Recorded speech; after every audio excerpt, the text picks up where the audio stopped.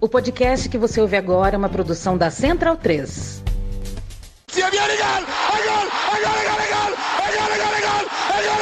Parte Pirlo! ¡Qué victoria! ¡Qué victoria! Non lo so che ha segnato, ma chi se ne frega! Tardelli!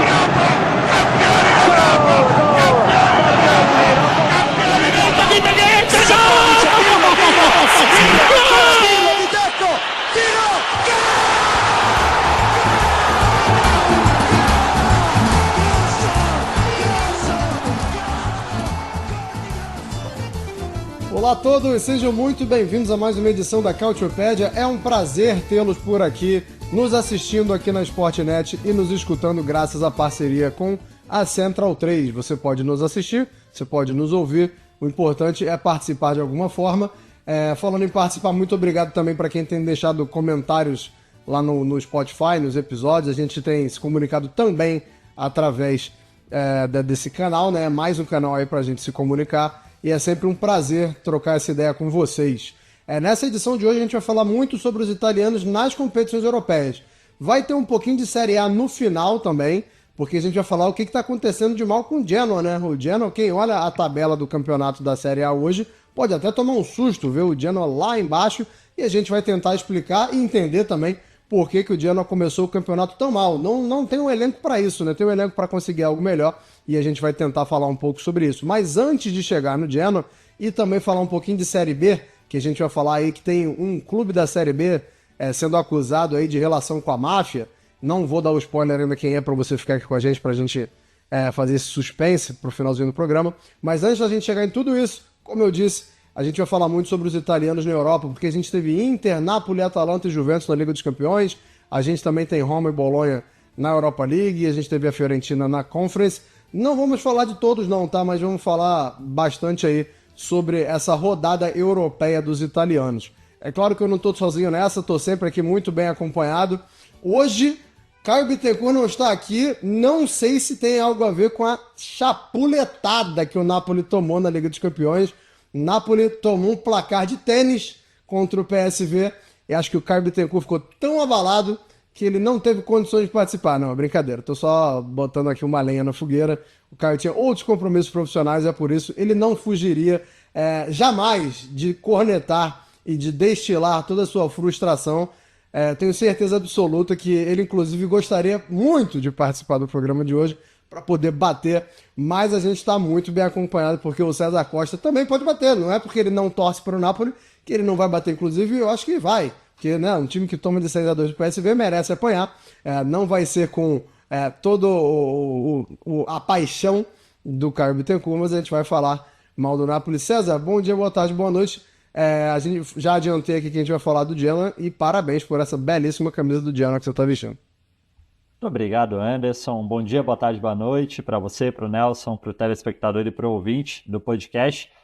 O que sempre me impressionou no Caio é que ele sempre consegue encontrar um momento para cornetar, só que agora não tá difícil cornetar o Napoli, né? Não só a chapuletada, mas também a inconsistência nas competições europeias, aí também é a maior derrota da carreira do Conte, e a gente está falando de um time que recebeu os reforços, que tinha uma expectativa muito alta, e que agora está começando a tropeçar. Se esperava mais do Napoli, ele entrega menos, e ainda tem quem reclame, a gente vai falar durante o episódio.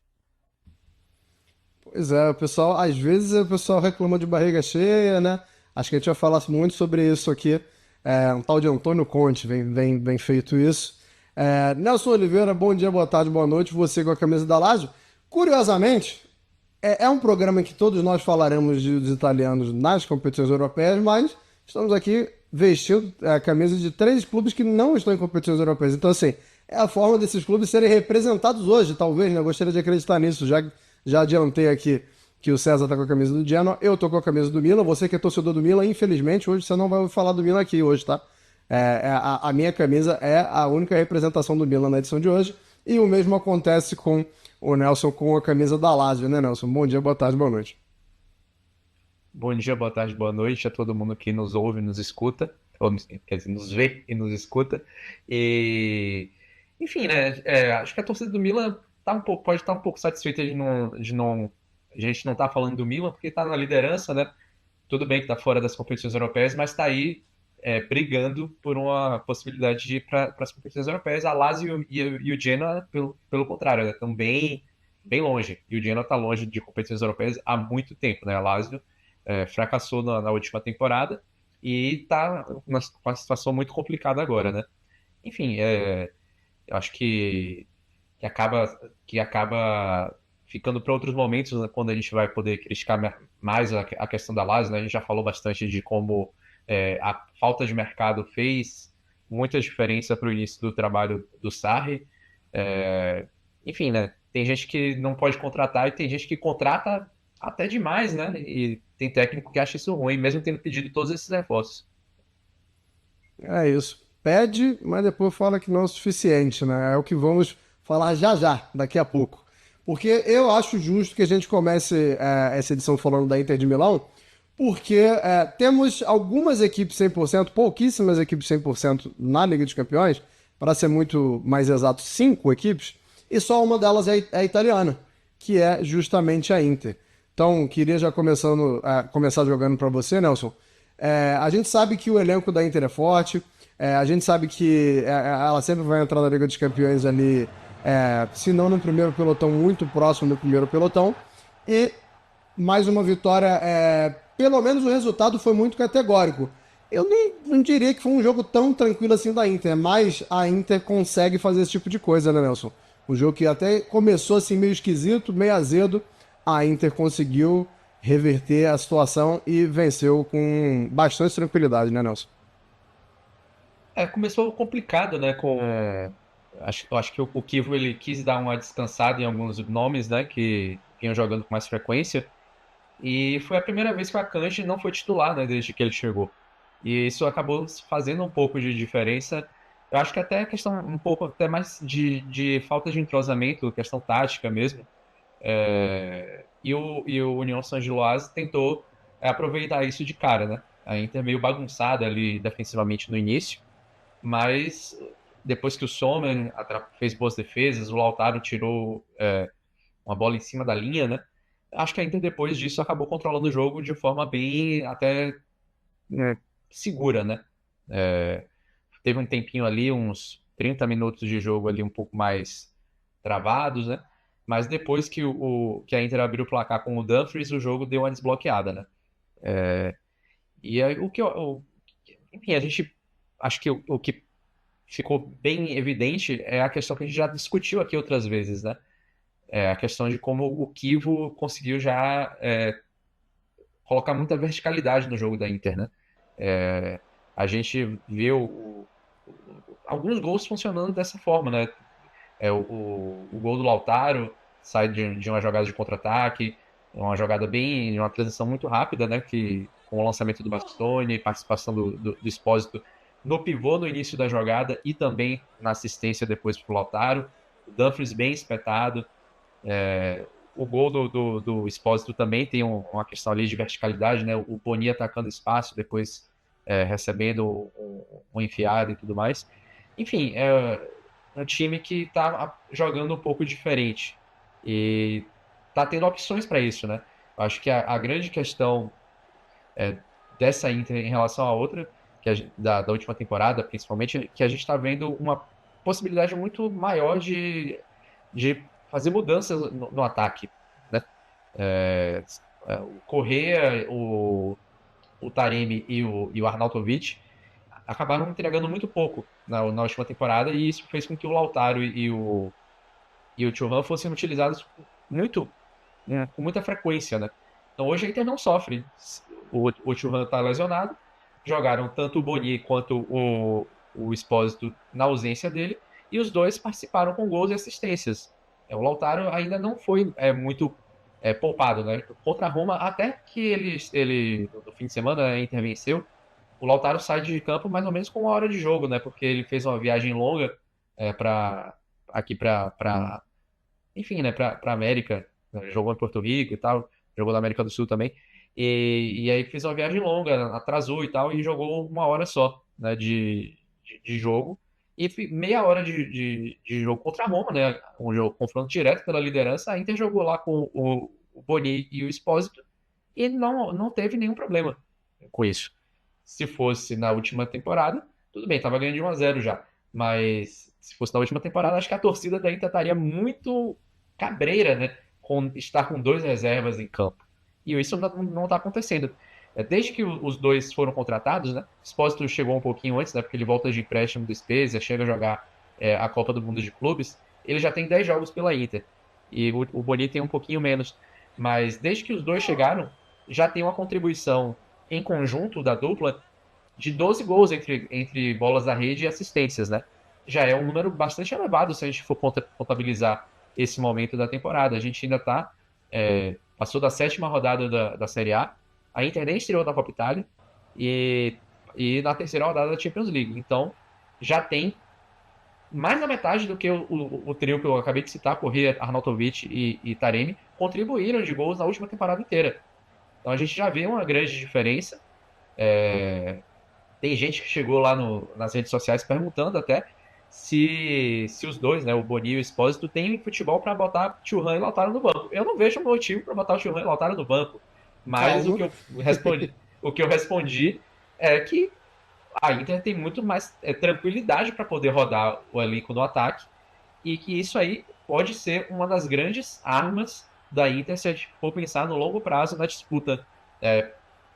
Vamos colocar primeiro a questão da Série A, né, que eu acho que onde a Inter deve colocar suas forças, né?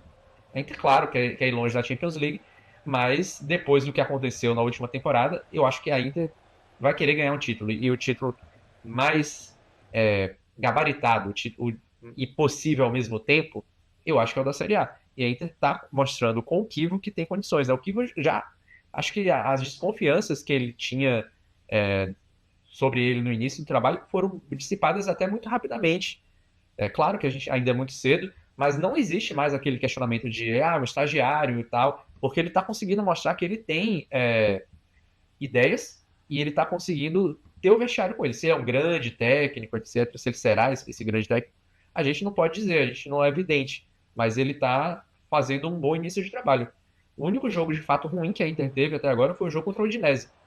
E a grande virada que teve mesmo, assim, em termos de desempenho e de proposta de jogo, foi depois da derrota para a Juventus, num jogo que eu acho que a Inter nem merecia ter perdido.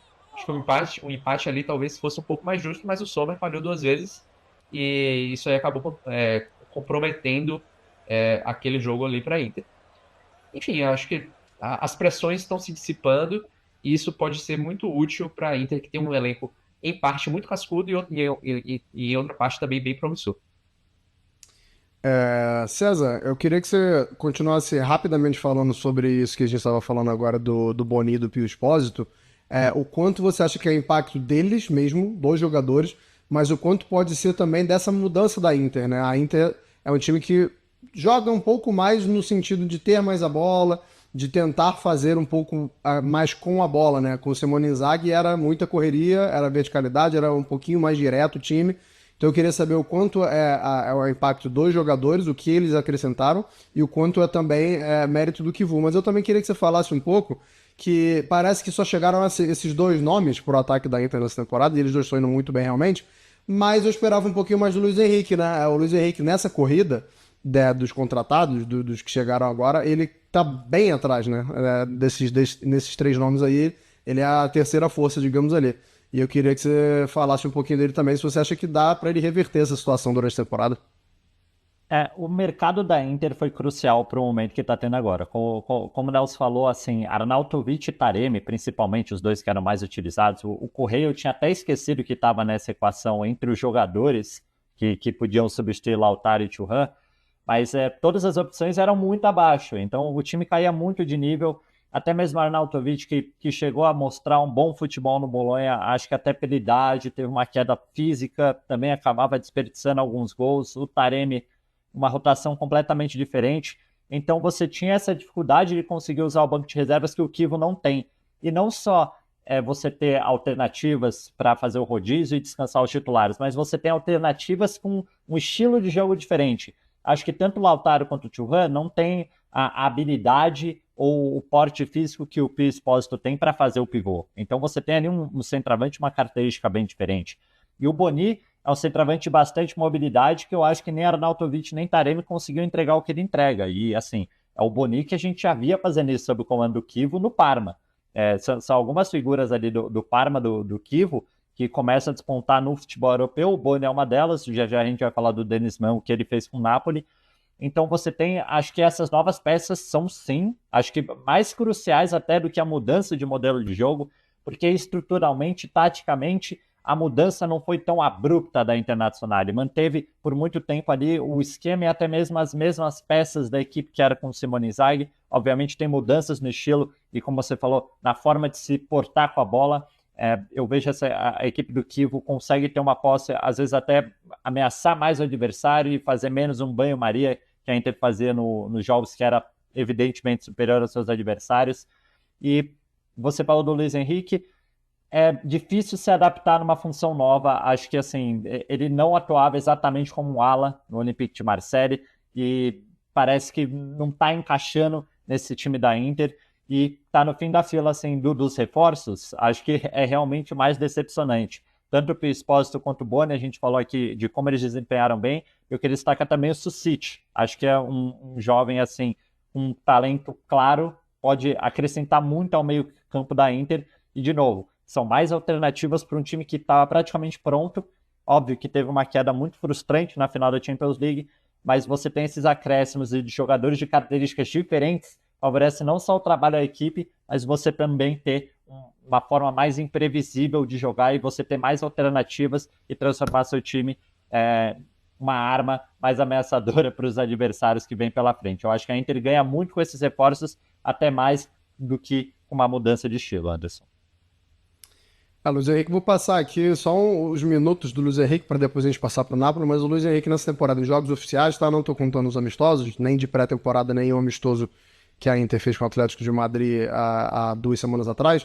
O Luiz Henrique jogou 5 minutos contra o Torino, 25 minutos contra o Sassuolo, 72 minutos contra o Cagliari, ok, bom, 37 minutos contra a Cremonese e 14 minutos nesse jogo contra o União Saint-Galois. Então, assim, a gente queria, né? A gente torce, a gente quer que ele jogue mais, mas por enquanto não tem sido nem em minutos e nem em participação no jogo também, né? Porque em todos esses jogos que eu citei não teve nenhuma participação direta aos gols. Como o César falou, é uma mudança de posição, mas a gente gostaria de ver um pouquinho mais dele e torce para que isso possa acontecer. Vamos para o Napoli, então, Nelson Oliveira. O Conte é chato, né, cara? O Conte reclama pra caramba, o Conte pede um monte de contratação. E aí, quando chega um monte de contratação, ele fala assim, mas tá muito diferente o time, né? Mas tá muito diferente do que você pediu aí, pediu bastante coisa aí. Foi no restaurante e fez que nem nas branquelas, tá ligado? Quando a Nina chega lá e fala, eu quero bife acebolado, costelinha.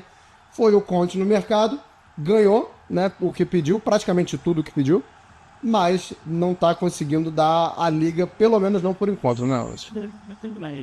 Se falou de restaurante, ele gastou 90 euros, né? No restaurante, não sei como ele achava que é o necessário para competir na Champions League. Será que é isso? Uma pergunta que talvez ele possa responder com mais uma desculpa, porque o Conte tem dessas, né? Ele é um baita treinador e não precisa ficar dando desculpa. Diz que errou, pô. A abordagem do jogo foi ruim. Sua defesa errou pra caramba. Teve gol contra, teve jogador falhando em passe, teve jogador falhando em posicionamento, teve goleiro que não pulou em bola, teve tudo isso. Isso é culpa de reforço? Não é. Não faz diferença, não faz sentido isso que ele falou. Então, o Conte, ele gosta muito de dar desculpas, né? É uma coisa que não faz sentido mesmo para quem é um cara que é um dos maiores vencedores da história da Série A. Então, quando ele entra na seara europeia, que é onde ele tem o grande calcanhar de Aquiles dele, né? Ele é muito criticado por não conseguir bons resultados em Champions League, em Liga Europa. E acho que isso aí mexe muito com ele, porque ele é um cara vencedor. Era como jogador, continuou como técnico. E ficar sendo exposto a humilhações, né? Porque essa aí foi a derrota mais séria da carreira dele, né? Ele nunca tinha sofrido 6 gols, e também a pior derrota do Napoli em competições europeias, né? O Napoli nunca tinha levado 6 gols na Champions League, na Liga Europa, lugar nenhum, né? Em termos de diferença de gols, junto com uma derrota que o Napoli teve para o Werder Bremen na Copa UEFA, lá em 1989. O Napoli era campeão da Copa UEFA naquela época. Tinha Maradona, tinha Careca, Alemão e vários outros, né, jogadores já que tinham sido campeões italianos e campeões da Copa UEFA, antiga, que é a antecessora da Liga Europa, né, para quem mais novo. Tinha esses jogadores todos e tomou uma traulitada do Werder Bremen, né? 8-3 no agregado, jogo de oitavas de final, 5-1 na Alemanha. Mas não, foi um script muito parecido com esse do jogo do PSV. Erros assim crassos da defesa, e naquela ocasião até que funcionou bem para o Napoli no final das contas, porque o Napoli foi campeão italiano. O bicampeonato do Napoli aconteceu naquela temporada, 1989-90, mesmo com a sua maior humilhação até aquele momento em torneios europeus, né? Quem quiser saber mais sobre isso, a gente tem lá no site da Calciopédia texto sobre esse jogo. Mas acho que a torcida do Napoli espera agora um desfecho parecido, né? Que o Napoli, mesmo humilhado na Liga dos Campeões, possa reverter a situação na Série A. O momento é bem ruim, né? O Napoli vem com 3 derrotas em 5 jogos. Não é por causa dos reposos, volto a dizer. O De Bruyne, agora, o que a gente pode também dizer é que o De Bruyne, esse sim, eu posso dizer que está decepcionando. Porque ele fez um gol bem sem querer no jogo contra o Sassuolo, na estreia dele, fez gol de pênalti e tal, mas tem colecionado algumas atuações muito apagadas. Contra o PSV foi uma delas. O De Bruyne não está conseguindo ainda mostrar no Napoli a sua maior qualidade, né? Ainda tá devendo. E aí, não sei se isso é um recado do Conte pro De Bruyne, porque talvez de todos esses que chegaram, o De Bruyne foi o que ele talvez não tenha pedido, mas foi o que fez ele ficar ao mesmo tempo, porque o De Laurentiis mostrou que ali a nossa ambição continua grande. Vou te entregar o De Bruyne. Só que ele já teve entrever o público com o De Bruyne. De Bruyne não gostou de sair do jogo contra o Milan, não tem jogado bem, e ele disse que ele sabe o que é que está acontecendo nos treinamentos. Ele deixou isso bem explícito quando ele falou dessa questão dos reforços. Então, acho que isso é uma coisa para ficar de olho, né? A famosa segunda temporada do Conte é um pouco de mito, né? Porque ele foi campeão pela Inter, foi campeão pela Juventus na segunda temporada e tal, mas pode ser que já tenha algum desgaste interno aí e que vai emergir de uma forma um pouco mais severa nos próximos meses, né? Vamos observar.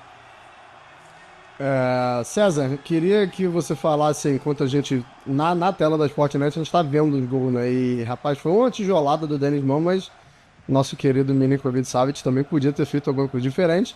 E que partida trágica do Buongiorno, né? Além do gol contra. Vou dar uma de Caio aqui. Deixa eu só te interromper para dar uma de Caio. Ele fala que o Luca tem 2 metros e não pula na bola. A mesma coisa o Milinkovic-Savic. São os 2 jogadores mais altos do futebol italiano e nenhum dos 2 pula em bola. Mas tudo bem. em momentos diferentes do jogo, mas o resultado é o mesmo, né? Mas eu queria que você falasse, César, sobre a questão. É bom ter um técnico como o Conte, às vezes, que é um cara que pilha você, mas em 2 jogos, o Napoli teve 2 jogadores expulsos. A gente vê durante alguns momentos dos jogos, não de forma ríspida, mas os jogadores do Napoli discutindo, né? Os jogadores um pouco mais acalorados. Você acha isso bom? Você acha que isso mostra a competitividade? Ou já pode ligar um sinal alerta aí? Porque na estreia contra o Manchester City, assim, não dá pra falar, nem dá pra falar do jogo, porque a expulsão do Di Lorenzo acabou com o jogo. Aí nessa última partida, o Luca expulso também. Então, assim, você acha que essa motivação pode estar também interferindo um pouco e deixando os caras mais pilhados do que deveriam também? Tem um pouco de ver as coisas dando errado. Acho que o Napoli não está fluindo como fluiu em outros momentos, talvez pela falta de algumas peças centrais. São 2 derrotas seguidas e são 2 jogos seguidos sem o Lobotka, que é praticamente quem organiza a saída de bola do Napoli, quem coloca essa bola no chão, quem estrutura esse meio campo, mais do que colocam o De Bruyne como organizador. O De Bruyne chegou agora, o De Bruyne está encontrando espaço dele no meio campo, que já tinham peças bem centrais, acho que era o caso do Lobotka, do Anguissa, o próprio McTominay, que está sendo deslocado ali mais para o lado de campo, principalmente no momento defensivo. Então você tem, para mim, essa falta do Lobotka nos últimos jogos acaba tirando um pouco da organização de um time. E o Gilmour ainda vejo muito abaixo, não vejo um substituto para fazer o que o Lobotka faz. E um pouco disso, dos jogadores estarem pilhados, eu vejo eles ficando mais pilhados pela questão do time não conseguir jogar, o time não consegue criar volume, o time não consegue controlar, e isso vai alimentando ali também o estresse do dia a dia. Quando você treina com o Antônio Conte, acho que você pega os relatos de vários jogadores, eu lembro muito claro do Buffon falando, é que a semana é a parte mais exaustiva da rotina do atleta e o final de semana parece a folga, que é quando é o jogo. Então eles estão sempre colocados ali para dar 120, 130% do que eles podem durante a semana. Só que uma hora o corpo cansa, uma hora a sua cabeça não aguenta tanto esse nível de exigência. Tem alguns jogadores que conseguem lidar com isso, não são todos. E aí que a gente começa a falar de desgaste mental, às vezes desgaste com o próprio Conte, que já aconteceu publicamente, que o Nelson falou do episódio com o De Bruyne. Então tem vários pequenos fatores que eu acho que somados levam a acontecer desastres como esse. Dia ruim, às vezes o atleta que não tá certo naquele esquema, um jogador que está num dia mais estressado, que eu acho que era o caso do Luca ali, que as coisas não estavam dando certo, ele também não está numa fase muito boa, e ele tem uma concorrência enorme, né? Acabou de chegar o Højlund, e imaginando num futuro daqui a alguns meses o Lukaku. Então ele precisa mostrar serviço, ele não está mostrando. Então você tem muitos fatores de coisas negativas somada a todo esse aspecto da novidade, de tentar encaixar. Você precisa encaixar o De Bruyne nessa equipe. O Buongiorno passa muito tempo lesionado na última temporada, tá voltando agora, e ele é a esperança de ser ali um pilar defensivo e também falha. Então tem o aspecto da novidade junto com um momento de pressão, porque o Napoli precisa de resultados, e esse momento negativo, né? As coisas não estão dando certo e todo esse estresse, acho que fica mais ao flor da pele, assim. Tem treinadores que talvez sejam melhores para momentos negativos, treinadores que saibam lidar com atletas com a cabeça fora do lugar, com resultados, com reveses em campo, ou até mesmo numa situação de campeonato. E a sensação que eu tenho é que o Conte, ele sempre vai ser muito combativo, não parece ser uma figura que vai ceder, que vai passar a mão na cabeça. Ele parece que sempre vai levar para a última consequência e para a exigência do ponto dele. Ele tá certo, tem que ser da maneira dele, e se não estiver sendo, aí de quem discordar.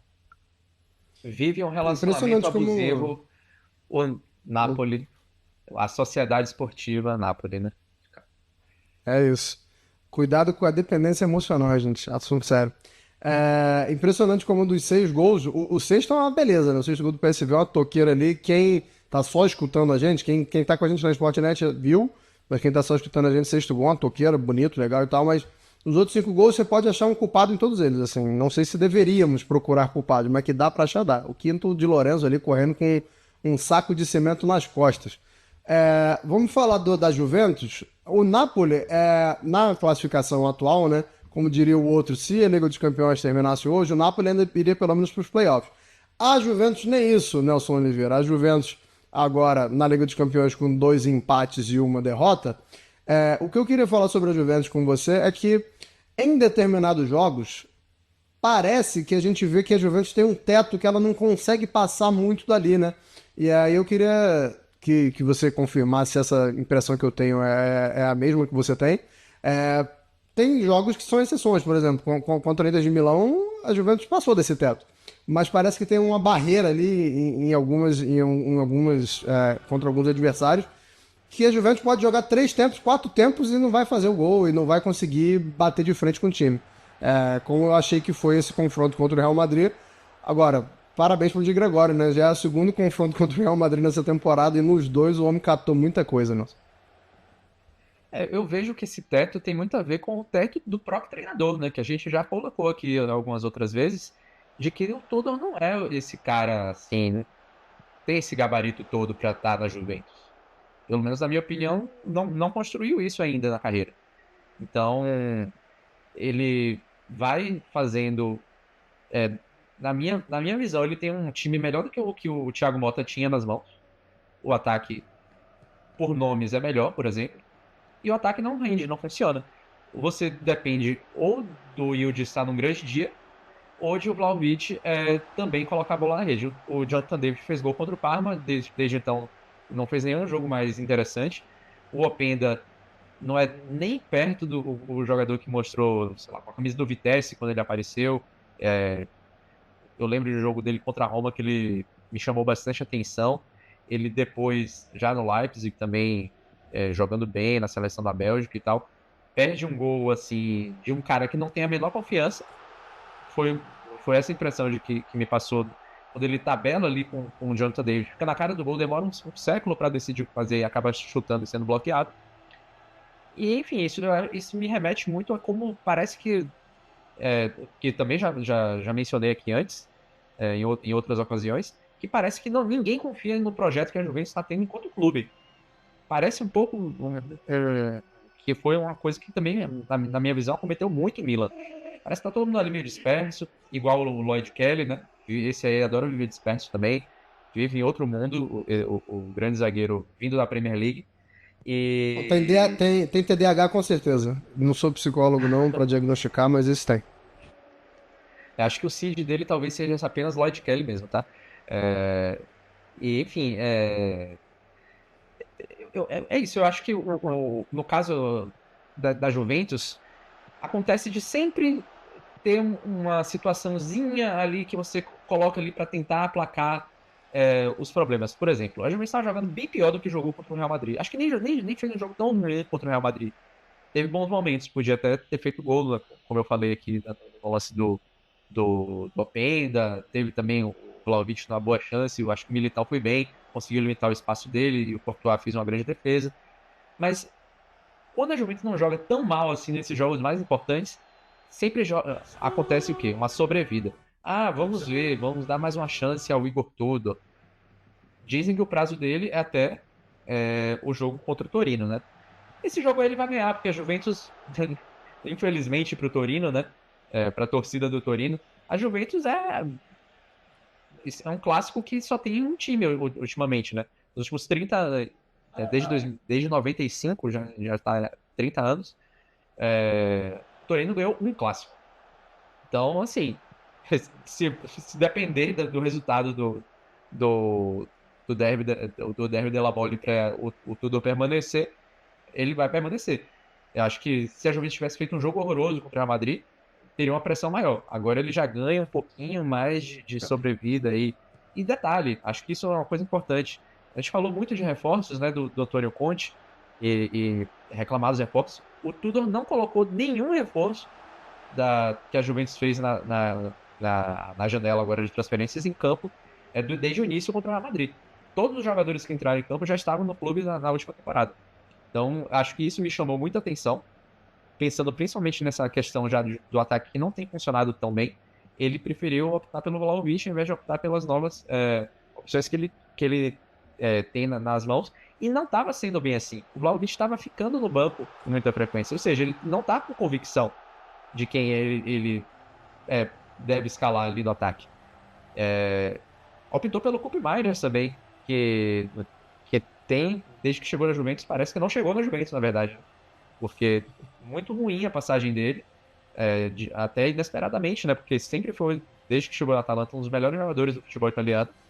E imaginava que o Conceição fosse começar essa partida, não foi o caso. E, enfim, né? Eu acho que a Juventus vai continuar com tudo aí, pelo menos até esse jogo contra o Torino, e sem ter muita convicção também a diretoria do que quer. Isso, inclusive, eu vi a notícia de que existe uma ala na diretoria da Juventus que advoga pela volta do Thiago Motta. O que seria, então, de fato, uma mostra evidente de que não está tendo um projeto ali dentro. E olha que o diretor, o Comolli, chegou recentemente, então ele já não participou da escolha do Motta, nem da demissão do Motta. Eu não sei se ele está nessa ala, né? Isso não foi colocado, né, dentro da matéria que eu li. Mas, enfim, é um clube que tá um pouco não, né? Bem perdido. Eu acho que isso tem sido transmitido para dentro do campo. Engraçado seria o Thiago de Mota na Juventus. Não sei, de volta na Juventus. Não sei se seria bom, não. É engraçado pra quem, né? Não, pra todo mundo que não é a Juventus. O entretenimento estaria garantido. César, eu vou fechar com a Juventus com você rapidinho, porque eu queria falar, a gente falou aqui do Lloyd Kelly, e nesse jogo, assim, quando a gente olha pro elenco da Juventus também, eu tenho a impressão de um pouco de desequilíbrio, né? A gente tem um meio campo com bons nomes, a gente tem um ataque com bons nomes, o de Gregório, como eu já falei, é um goleiraço. Agora, poderia ter dado certo, poderia ter vencido ou empatado o jogo. O Vlahovic, inclusive, Courtois é chato, né? Que cara desagradável é Courtois. O cara é um dos maiores estraga-festa do futebol mundial, por muita capacidade, lógico. Mas quando você olha para a Juventus assim e vê Rugani, Gatti e Lloyd Kelly, comparado com o resto do elenco, não te dá um frio na espinha, assim, não dá uma impressão que falta alguma coisa? Eu sei que falta o Bremer. Eu sei que falta o Bremer porque o Bremer lesionou e tal. Mas não sei se colocar todas as suas fichas desse setor no Bremer também se é muito inteligente, ou se ele poderia ter feito algo muito diferente com a companhia de 2 desses 3, né? Você deu a indicação de como esse clube está perdido, assim. Acho que começando, vamos de trás para frente, né? Começando pela defesa, o que o torcedor mais pedia durante toda a janela não era um atacante, não era um meia, não era um ponta, era um zagueiro. Porque depois que o Bremer saiu do sistema defensivo da equipe do Thiago Motta, aquele time desmoronou. E assim, a Juventus muitas vezes se escora nos talentos que ela tem na equipe. Às vezes é o Yildiz resolvendo o jogo. Muitas vezes era o Bremer segurando uma defesa frágil. Então você tinha ali alguns talentos em posições estratégicas que quando eles estavam em sintonia, quando eles estavam bem, a Juventus conseguia fazer bons jogos. Mas o projeto fantasioso, que foi como falou o Danilo na saída dele do clube, ou um esquema tático, uma identidade de Juventus, já não existe mais. Esse time está perdido e o mercado, eu acho que mostra essa falta de direcionamento. Você lotou o ataque de opções, você tem praticamente 3 opções de centroavante ali, dá para colocar o Openda nessa também, e o time não tem atrás opções de segurança na zaga. O Rugani não estava jogando na Juventus antes porque estava emprestado, e ele vai de um jogador que não serve para elenco para um jogador que joga, aí ele é afastado, aí depois ele agora vai aparecer algum jogo provavelmente com a faixa de capitão por ser um jogador com muito tempo de casa. Então, e depois pode passar um mês, a Juventus contrata mais um zagueiro e negocia ele. Então, o time, a diretoria, o técnico não sabe o que está fazendo. E você olha para o Igor Tudor, você fala, deixa ele 1, 2 anos, 3 anos. Você imagina a Juventus vencendo um Scudetto, a Juventus brigando uma Champions League com o Igor Tudor no banco? Acho que ninguém imagina. Vem o Igor Tudor ficando hoje na equipe porque é o que tem, mas a Juventus não pode viver do que é o que tem, porque as ambições da torcida, as ambições do elenco, as ambições até mesmo financeiras do que a Juventus consegue comprar e compor de jogadores, não combina com um treinador que é o que tem. E até o próprio o Del Piero chegou a comentar na emissora que fazia a transmissão da Champions League que ele trabalha, que é um time sem identidade, mas o sem identidade eu acho um pouco vago, para um time que não tem projeto, para um time que não tem planejamento, e aí você fica nesses lampejos de bons jogos, de uma vitória no clássico heróica, com um gol no último minuto, uma boa partida com o Real Madrid que podia ter terminado em vitória, de Gregório podia ter empilhado mais milagres, o Vlahovic fazia um gol, ganhava de 1-0, aí fala, tudo bem, a Juventus voltou. Mas não é assim, a Juventus precisa de consistência, e não vai ter consistência com essa defesa, a gente sabe que vai terminar essa temporada, vamos estar praticamente várias dúvidas ainda sobre os jogadores que estão por lá, mesmo com a volta do Bremer ou não, e também vão ter várias dúvidas sobre o Tudor. Então é praticamente uma temporada perdida para o torcedor da Juventus e também para essa diretoria no que ela podia fazer de um planejamento de longo prazo. O Allegri tinha começado uma reformulação de elenco, ele é mandado embora, você traz o Thiago Motta, dá o elenco que ele quer e aí já manda o treinador embora. Aí o Koop Meiners, que é a contratação mais badalada, não funciona. Então é um time sem destino. Acho que para o torcedor da Juventus não sabe nem a escalação que vai ter no final de semana. E a gente começou pela defesa, mas é praticamente o time inteiro uma incógnita, que o torcedor torce para o Yildiz estar no dia bom, que torce para o Vlahovic não chutar a bola na trave. E é um time sem identidade. Parece que sem um plano tático e com um treinador que a gente sabe que tem data de validade. Eu não vou nem entrar numa de defender o tudo ou não, mas às vezes eu acho que todo mundo pega pesado com ele, porque eu acho que é a questão acima, né? A questão da diretoria, e eu acho que você falou muito sobre isso aí, acaba estourando tudo, mas vem de cima. Nelson, eu queria passar pela Atalanta muito rapidamente, até porque eu não sei nem se tenho o que falar, assim, do empate sobre a Atalanta, mas, assim, querendo ou não, a Atalanta está se classificando até o momento na zona de playoffs, né? Vinha de uma vitória na Liga dos Campeões, até esse 0-0 aí. O jogo contra o Clube Brugge, inclusive, foi bem legal de assistir. Não esse aqui que a gente está vendo na tela do Sportnet, mas o da segunda rodada. Foi um jogo legal de assistir, cara. A Atalanta e o Clube Brugge, não posso dizer o mesmo desse jogo contra o Slavia Praga, mas eu queria só que você falasse da questão de que eu tô vendo a Atalanta empatar muito, e eu queria saber se isso já começa a incomodar, se já é um sinal de alerta ou não, porque a gente sabe que o trabalho do Yuri está começando também, né? Mas não sei se esses empates aí não dão uma freada nesse entusiasmo, né? Ou nessa evolução no trabalho. Né? São 10 jogos, né, na temporada, contando Champions League e Série A, e são 6 empates, né? 60%. Então, assim, é melhor empatar do que perder. E só perdeu pro Paris Saint-Germain, né?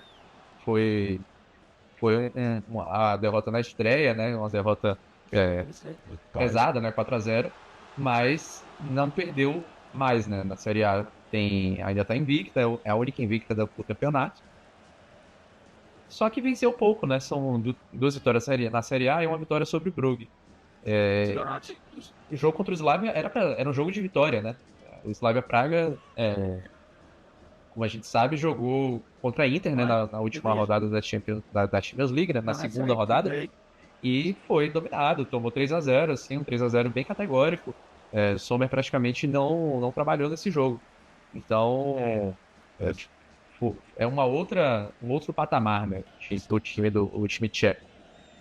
Mas assim, se a gente considera que a Atalanta de fato entrou nessa temporada muito questionada, eu acho que tá fazendo até mais do que a gente esperava, sinceramente. A gente quem Não acompanha tenho a gente dúvida. aqui, a gente fez, né? Colocou alguns hot takes, né? E muita gente, e eu acho que até você também, né, Anderson? Nós falamos que o Juric não comia o panetone, né? Que seria demitido até a metade do campeonato, porque a gente não. A pré-temporada foi bem ruim, o trabalho do Juric, os trabalhos anteriores já eram ruins também, então. E tinha muitas incógnitas, né?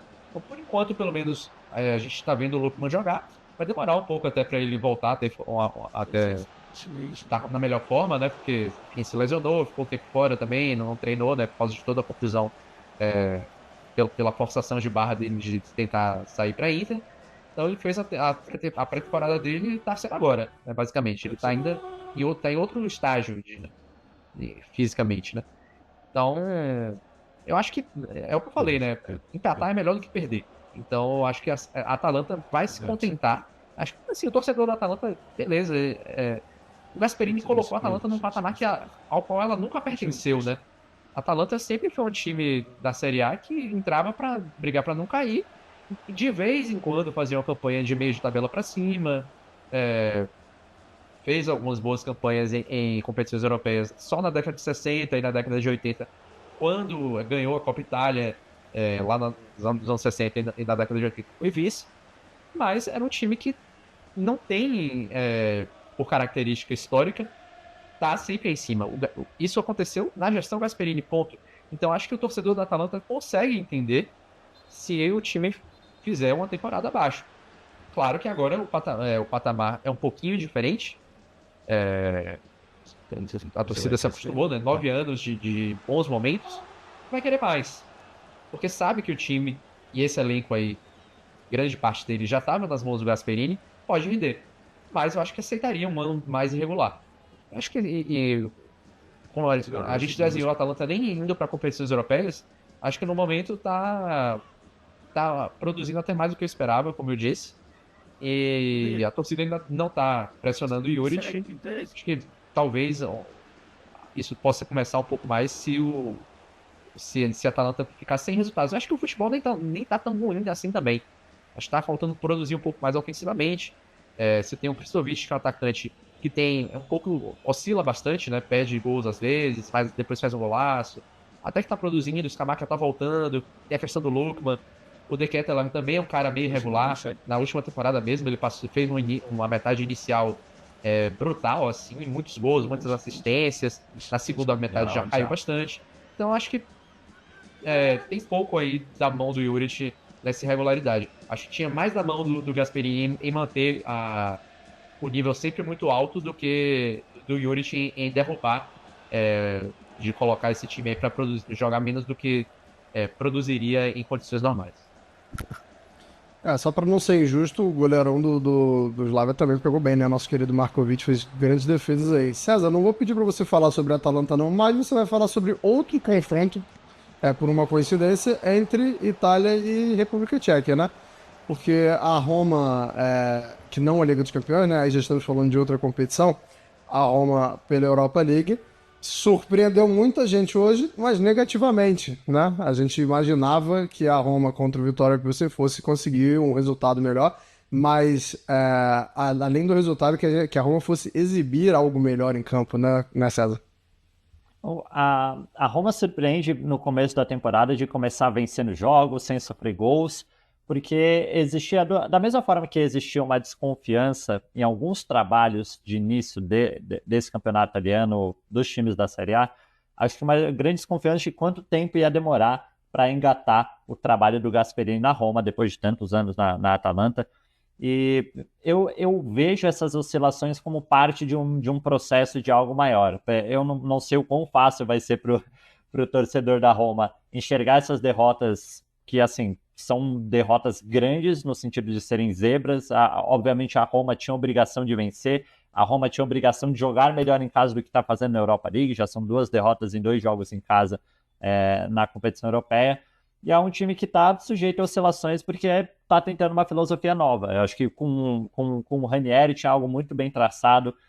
Eu não gosto muito da expressão feijão com arroz, mas era... Acho que o Ranieri não quis inventar a roda quando ele assumiu e conseguiu uma segunda metade de temporada fantástica com o Giallorossi. E o Gasperini, eu vejo ele tentando implantar essa filosofia. Tá tendo um rodízio na equipe, então você tem, por exemplo, muitas vezes a mudança ali da figura do centroavante, às vezes é o Dovbyk, às vezes é o Ferguson, que são jogadores de características completamente diferentes. Hoje teve a volta do Paulo Dybala, que eu acho que jogou muito bem, inclusive, não só pelo gol, mas na partida como um todo. Aí o Wesley, que muda da ala direita, que vai para a ala esquerda e volta para a ala direita de novo. Então, muitas mudanças. Eu acho que o Gasperini ainda está tentando entender quem vão ser os titulares, quem vão ser os homens de confiança. Mesmo ele sendo um jogador que fez muito rodízio no próprio time da Atalanta, acho que ele ainda está tentando encontrar a Roma dele. E também tem um pouco da inconsistência do Soulé. Às vezes, quando o Soulé está muito bem, a Roma está muito bem também, e quando o Soulé está assumido, o ataque já não funciona da mesma forma. E eu acho que o Manu Koné entra nessa também, porque é um jogador ali muito importante para o meio-campo da Roma, é um jogador de pegada, um jogador de muita condução, e você tem essas figuras que às vezes não estão em bons dias, mas você também tem um time que ainda está tentando se encontrar. Acho que teve um momento na primeira etapa que a Roma desligou, a Roma levou 2 gols em sequência muito rápido e foi difícil voltar para a partida, e é difícil você buscar uma desvantagem de 2 gols, que foi o que o time teve que fazer no segundo tempo. Não olharia de forma desesperada para esses resultados ruins que estão tendo, especialmente em casa. É surpreendente pela Roma já ter tido uma força muito grande em casa nos últimos anos. Acho que destacar com o Mourinho, né, funcionou muito bem o fator casa, especialmente em competições europeias. Não é o que está acontecendo nesse começo de trabalho do Gasperini, mas eu vejo isso como uma parte natural de um processo de guinada de filosofia, de forma de jogo, que para o torcedor da Roma ter paciência nesse momento vai ser muito importante. Ô Nelson, eu sei que é cedo ainda, mas se a gente olhar para a tabela da Roma na Europa League, né, a Roma já está falando aí que perdeu 2 jogos em casa e vai fazer, nos próximos jogos aí, vai fazer 2 jogos muito perigosos na Escócia, né, vai enfrentar tanto o Rangers quanto o Celtic. Já dá para dizer que a Roma pode jogar um pouquinho mais na Série A, ou eu estou sendo muito precipitado? Acho que é um pouco de precipitação porque passa no 24, né? Acho que não é difícil que a Roma não passe entre os 24 da Liga Europa.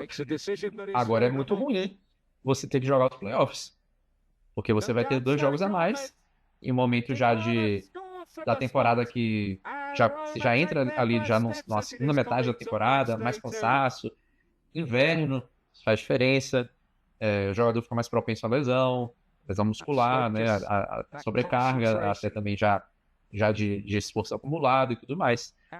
Mas, enfim, obviamente, o fato de a Roma estar muito bem posicionada na Série A faz com que, em contraposição, né, você vê, por exemplo, a Juventus ainda tropeçando, a Atalanta talvez ficando um pouco para trás, de que talvez o caminho para chegar à Champions League seja mais fácil pela Série A, se você for colocar, porque seriam 4, talvez 5, 5 vagas, né, dependendo do quanto os times italianos produzam, né, na Europa. Mas aí, para ter a 5ª vaga, a Roma precisa ir bem na Liga Europa também, porque o coeficiente depende dos resultados da Roma. E perder em casa, tem 2 jogos em casa na Liga Europa, e um deles ser contra o Viktoria Pilsen, que é bem inferior. A outra derrota foi. Eu até me esqueci agora, foi pro time francês também, né? A Roma jogou com o time francês. Já ganhou do Nice lá na França e perdeu pro. Agora me fugiu. Deu um pequeno. Perdeu pro Lille na segunda rodada. Perdeu pro Lille, pronto. Faz mais sentido você perder para um time do calibre do Lille do que você perder para o Viktoria Pilsen. E também aquele jogo perdeu porque foi muito incompetente na hora de bater os pênaltis, né? Tem esse detalhe aí também, né? Pequeníssimo detalhe. Eu acho que hoje o Gasperini fez uma escolha infeliz, né? Ele quis rodar o elenco, botou o Ziolkowski em campo e tirou ele depois de 30 minutos. O polonês, 20 anos, estreante. Esse estreante como titular, né? A primeira partida dele como titular. Foi engolido vivo ali pelo Adu, né, ali pelo flanco direito, né, da defesa da Roma. A Roma melhora até no segundo tempo, mas não consegue fazer mais do que esse gol aí de pênalti, né? Que para quem tá vendo a gente agora na Sportnet, tá vendo o pênalti que o Pisilli roubou. Acho que o Pisilli entrou muito bem. Não vinha sendo tão utilizado assim pelo Gasperini até o momento. Mas acho que entrou bem, ganhou pontos com o Gasperini. É um jogador que, na minha opinião, tem muito a ver com o futebol do Gasperini. Me lembra até o Pasalic. Não tem a altura do Pasalic, né? Mas acho que tem um futebol um pouco similar. Aquele meio-campista que consegue se inserir e fazer várias funções no meio-campo. Acho que teria utilidade do que o Gasperini pensa de futebol, né? Se a gente for lembrar da Atalanta. Mas enfim, né? Você falou que a Roma surpreendeu, né? Mas quando a Roma surpreende tantas vezes, isso acontece tantas vezes com a Roma, será que é tanta surpresa assim? Eu acho que porque é sempre o contrário, né? A Roma sempre faz o contrário do que a gente está esperando, pro bem e pro mal. Ela nos surpreende não sempre negativamente, todo mundo acha que é só negativamente, mas às vezes tem as surpresas positivas também. E eu gostei do que você falou aí, que a Roma... pode ser que ela dependa do coeficiente, mas a Roma vai depender da própria Roma, né? Aí que tá o perigo. Que a Roma vai precisar que a Roma vá bem para o coeficiente ser alto, e a Roma depender da Roma, eu já não sei se é bom negócio, não. Vamos falar um pouquinho sobre Série A, aproveitando que, como eu já mencionei, o César tá vestindo a camisa do Genoa, a gente vai falar sobre o Genoa porque quando a gente começou a temporada, a gente não imaginava que o Genoa fosse ser ali uma das principais forças, né? Muito pelo contrário. Mas também não é para tanto. A gente também não imaginava que o Genoa, passadas 7 rodadas do campeonato, o Genoa seria o vice-lanterna e teria um total de 0 vitória, né? O Genoa ainda não venceu na Série A. Avançou, tem avançado, né, na Copa Itália, mas, César, tudo bem que a tabela também não foi das melhores, né, pro Genoa, mas assim, não tem muito o que culpar a tabela, né? Porque vai enfrentar todo mundo. E de volta, não tem muito o que fazer, são ali 19 adversários, o Genoa vai enfrentar todo mundo 2 vezes. E até agora, nessas 7 rodadas aí, muito mal, um ataque pouco proeficiente, né, 3 gols marcados. Queria que você explicasse um pouco por que esse time, que não parece ser dos piores, está jogando como um dos piores e está entre os piores da classificação. Tem um pouco do ataque ineficiente. Acho que o Genoa nunca foi uma equipe de jogar um futebol de brilhar os olhos, pelo menos dos últimos anos. Acho que teve dos reforços, assim, me chateou não funcionar tanto a figura do Estâncio. Acho que ele podia ser um meio organizador, um meio atacante, um cara para fazer algo diferente ali na parte ofensiva do Genoa, um orquestrador, um cara na bola parada. E mesmo assim, não deu liga, não funcionou na equipe do Patrick Vieira. E você também tem ali no ataque algumas figuras que você fica meio que na dúvida quem é o titular, quem não é. Acho que o Vitinha acaba largando um pouco na frente como um atacante mais técnico, mas não está rendendo. Você tem o Lourenço Colombo, que também não está bem. E aí tem o jovem Ekator, que é ainda inconstante. Eu acho que ainda é muito jovem para assumir essa função como titular do Genoa. E nessa partida, especificamente contra o Parma, aí faltou ter a eficiência em frente ao gol. Óbvio que tem o dia iluminado do Suzuki, que empilha milagres, inclusive essa defesa do pênalti do Cornet. Acho que entra nessa de faltar um capricho de um lado, mas de você também ter um excelente goleiro do outro. Então, um pouco dessa fase ruim do Genoa, acho que passa muito mais por um setor ofensivo que está ineficiente e também por falta de ter ali algumas peças de suporte. Acho que, por exemplo, o melhor momento do Genoa recente foi quando teve uma dupla de ataque praticamente estrelada para o nível da equipe, que era quando tinha o Albert Gudmundsson e o Retegui fazendo dupla no time do Gilardino. Hoje já não tem mais figuras desse nível e precisa encontrar ferramentas para pelo menos conseguir vencer uma partida de 1-0. Quando você está empatando 0-0 com o Parma, você não pode desperdiçar um pênalti. Então, eu acho meio campo do Genoa muito encorpado. Acho interessante essa parte da equipe, principalmente pela figura do Fryendrup, mas o ataque talvez seja aí o que vem sendo o maior calcanhar de Aquiles da equipe nessas primeiras rodadas. Eu gosto do meio-campo também e acho que a defesa do Genoa não chega a ser ruim, mas perdeu algumas peças importantes ali no final do mercado, né? Assim, o timing do mercado do Genoa, assim, as perdas na defesa não teve tempo de recompor. E sobre o Suzuki, o Cornet bateu o pênalti tão mal que talvez não tenha sido das melhores as defesas mais difíceis do Suzuki no jogo, né? O Suzuki fez defesas mais difíceis durante o jogo do que o pênalti que ele pegou. Mas vamos ver se o Genoa consegue dar uma melhorada nas próximas rodadas. Aí o Genoa a próxima rodada da Série A, o Genoa enfrenta o Torino. Pode ser uma, né? Pode ser uma boa oportunidade aí para conseguir talvez a primeira vitória, quem sabe. Nelson Oliveira, vamos fechar essa edição falando sobre polêmica, sobre um assunto chato, mas que a gente tem que falar. Temos aí uma equipe da Série B sendo acusada de ter relações muito íntimas, muito próximas com a máfia. Não chega a ser uma novidade quando a gente fala da Itália, mas queria que você falasse quem é a bola da vez e explicasse um pouquinho mais aí sobre essas acusações. A bola da vez é a Juve Stabia, né? Muita gente que não acompanha. Esse é o time B da Juventus. Não, nada a ver. Nada a ver, tem nada a ver. A Juventus é de Turim, norte da Itália. A Juve Stabia é da região de Nápoles, né? Ali Castellammare di Stabia. Amarelo e azul, Vespas, Juventus branco e preto, zebra, nada a ver.